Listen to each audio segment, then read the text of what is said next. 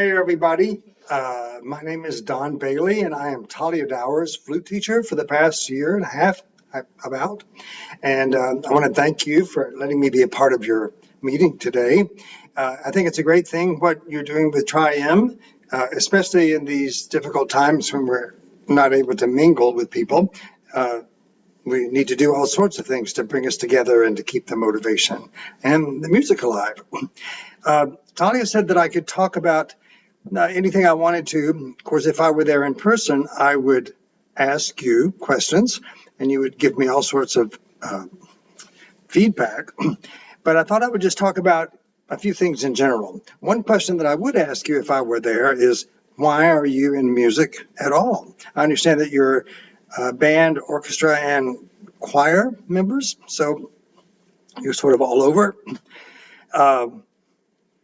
Yeah, so you probably are in these programs because number one, you love music, and you need to keep that in mind as we talk here, because it's so easy to lose track of that when there are competitions and chair tryouts and region bands and orchestras and things like that. So the love of music is why we started, and hopefully it's why we continue to do it. There are a lot of benefits in being involved in music. Number one is teamsmanship. I mean, when you play together, you have to work together. And there's a sense of collaboration and preparation and responsibility. I mean, if you're playing music with other people, it's our responsibility to be prepared so that the whole group sounds good and that you don't hold the group back. It's a personal integrity, isn't it, when you prepare something to the best of your ability. Of course, your abilities are going to continue to grow, and you're not going to be perfect now. But what I like to focus on with my teaching is learn how to practice and learn how to be good with your instrument so that when you do have a piece of music you want to play, you're not blocked by the obstacles of your instrument, whether it's your bow or your singing, your range, or your tone and your vibrato, all these things. So when you practice, I like to narrow things down to 3 ingredients, although obviously there are more than 3. But one is tone. You know, obviously, if you're making music, you have to sound good. The music has to be not irritating or grating. And then you have to worry about your articulation, tonguing for wind players, bowing for string players, and I guess diction for singers. It's all kind of the same thing. You have to be clear with your presentation. So I would think about tone first, tonguing or articulation, and then fingers. Obviously, if you're playing a piece of music that has lots of runs in it, your goal is to be able to play very smoothly. So when you practice daily, and these are all daily 3 things to practice, eliminate all the variables. So if you're practicing tone, make sure that you're doing something very slow. There's no point in going really fast through a tone exercise because you need to focus on the task at hand, and that is to really listen. With my students, I have them think mathematically. If you know that if A is equal to B and B is equal to C, then A is equal to C. And if C is equal to D, A is equal to D. So if you're matching chromatic half steps, for example, or singing, or on the flute, you know, B, B flat, and you match and you repeat B, B flat. And once they match, you're safe to go on from the B flat to the A. B flat, A, repeat, B flat, A, etc., etc. So that by the time you get all the way the full range of your instrument or your voice, you sound good and homogeneous. That's the word we use, a homogeneous sound. So that's your goal with tone. Articulation, again, I would make sure that you're doing something that highlights just articulation.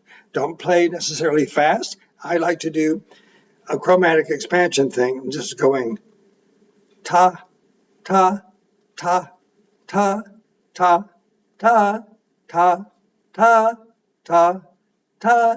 I go all the way up chromatically to the top of my instrument, and then I reverse and come all the way down to the very bottom and then back up to wherever I started. And that just gives me time to eliminate all the distracting variables and concentrate just on my attack. And then thirdly would be my fingers. That's where, as far as the attack, I would also then, after I did that slow thing, I might do scales, single-tongued,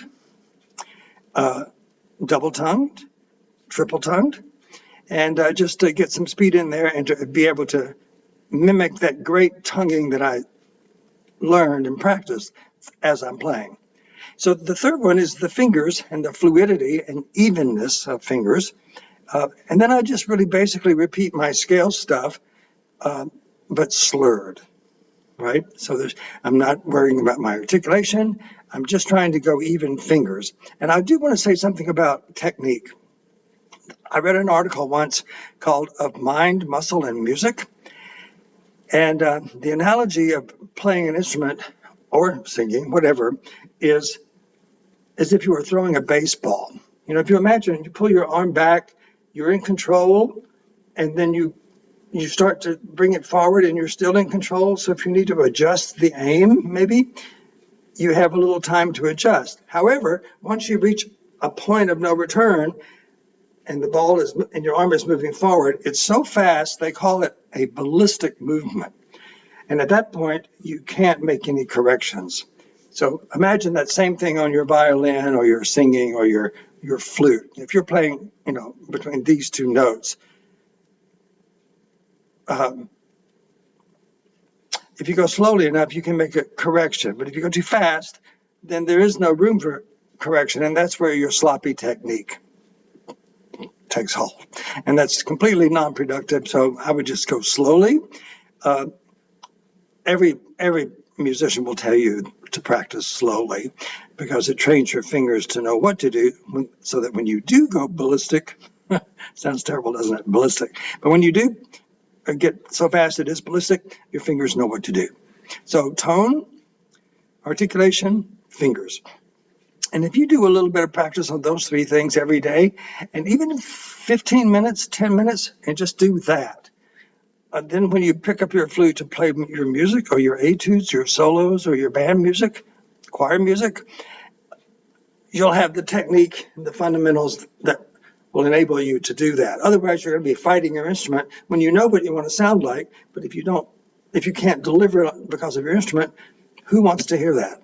And speaking of that, competitions, especially now that everything's virtual and you are submitting recordings, be careful that you don't submit something that's clearly technically inadequate. I mean, maybe you play something 6 times out of 10 perfectly.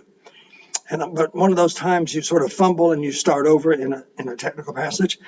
Don't submit that because, frankly, judges have so many people to listen to. As much as they love you and want to support you, when they're judging, they're actually trying to eliminate because they have so many people. They're actually trying to find a reason to throw people in the bad basket. And most people end up being in the middle ground, so that's hard to even tell who's what. But then there'll be those people who stand out at the very top. So clearly, if you've submitted a performance audition that's filled with technical errors, they may toss that out because somebody is going to play it cleanly and maybe even slower. So think about that.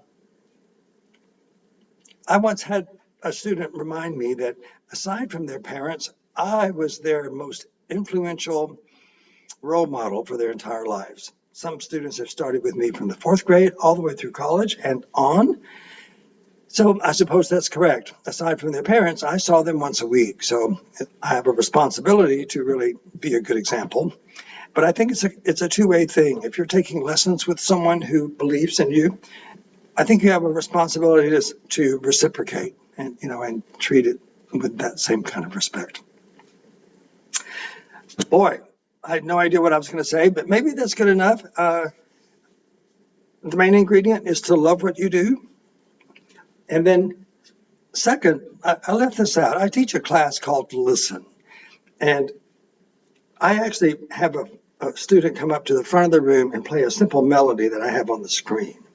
And the people in the audience have that same melody on a piece of paper with pencils. And I ask them to sort of circle every note that the performer uses vibrato on, for example, because the player probably is sight reading and is not even thinking about vibrato.